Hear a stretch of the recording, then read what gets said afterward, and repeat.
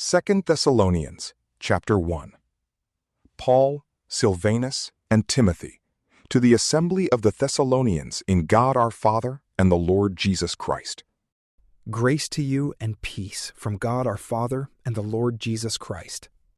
We are bound to always give thanks to God for you, brothers, even as it is appropriate,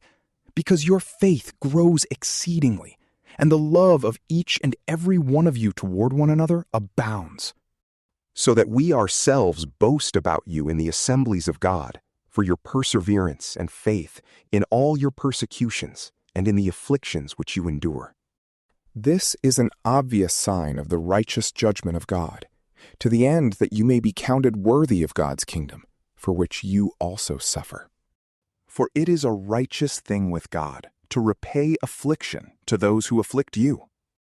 and to give relief to you who are afflicted with us, when the Lord Jesus is revealed from heaven with his mighty angels in flaming fire, punishing those who don't know God, and to those who don't obey the good news of our Lord Jesus, who will pay the penalty, eternal destruction from the face of the Lord and from the glory of his might,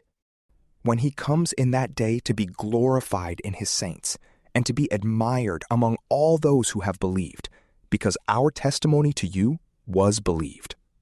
To this end, we also pray always for you, that our God may count you worthy of your calling, and fulfill every desire of goodness and work of faith with power,